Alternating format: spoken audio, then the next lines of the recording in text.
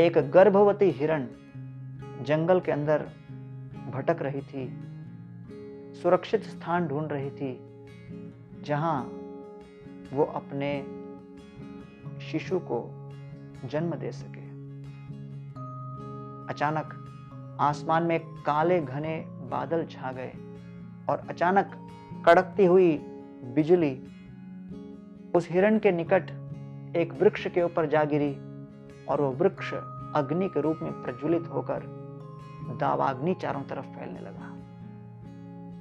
हिरण के मन में भय उठा कि अब मैं जीवित कैसे बचूंगी।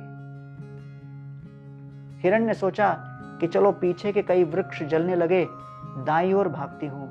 हिरण ने दाईं ओर देखा, वहां पर एक शिकारी बाण को अपने धनुष में साध रहा था और अगले ही क्षण हिरण के ऊपर वो बाण चलाने वाला था। हिरण बाईं ओर देखकर भागने का प्रयास की, बाईं ओर से एक विशालकाय सिंह उस हिरण की ओर चलते हुए उसे भोजन के रूप में देख रहा था। हिरण ने सोचा अब करे तो क्या करे, दावाग्नि, बाण, सिंह, कोई आशा है क्या? हिरण ने सोचा मेरे सामर्थ्य में केवल अपने इस गर्भ में स्थित बच्चे को जन्म देना है, बाकी सब ऊपर वाले के हाथ में है। तो ऐसा सोचते हुए वहीं पर जो सीमित सुरक्षित स्थान था वहां पर उसने अपने बच्चे को जन्म दिया और मां और बच्ची दोनों सुरक्षित बड़े आनंद के साथ अपना जीवन व्यापन करने लगे। तो आपके मन में अचानक ये शंका उत्पन्न होगी, अरे ये कैसे हुआ? दावाग्नि का क्या हुआ? बाण का क्या हुआ? शिकारी का क्या हुआ? सिंह का क्या हुआ? मजे की बात यह थी, जिस क्षण वो शिकारी बाण छोड़ने ही वाला था उसी समय अचानक आसमान से कड़कती हुई बिजली उस शिकारी के सर पर गिरी और उसको समाप्त कर दी। लेकिन गिरते गिरते अचानक जैसे उसका बाण छूटा, थोड़ा निशाना चूक गया।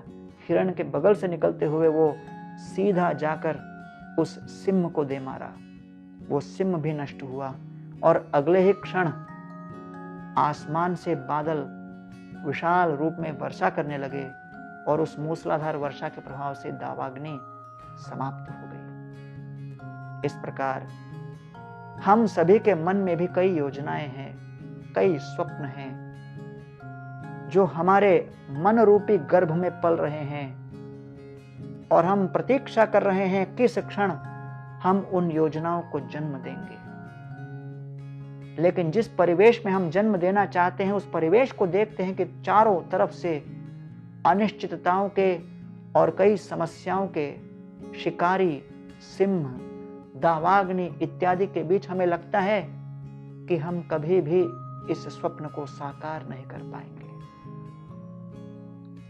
ऐसी अनिश्चितता के परिवेश में उस हिरण की भांति हमारा कर्तव्य बनता है कि हम केवल अपने प्रयासों पर पूर्णतः ध्यान दें और तन, मन और धन लगाकर हम अपने प्रयास को सिद्ध करें और तब भगवान और भगवान की दैवी शक्ति बाकी अन्य व्यवस्थाओं को सुचारू ढंग से पूर्ण करेंगे, अगर वही उनकी इच्छा रही तो।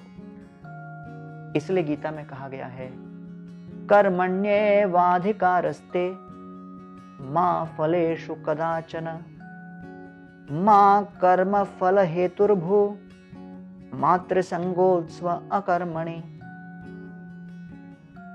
हम सभी के पास केवल एक ही कार्य सिद्ध करने का सामर्थ्य है, कर्म करने का। कर्म के फल के ऊपर हमारा कोई नियंत्रण नहीं।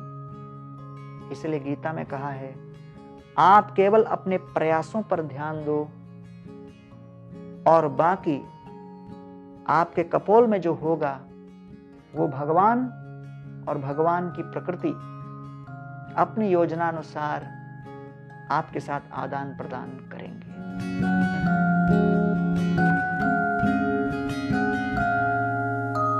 नमस्कार।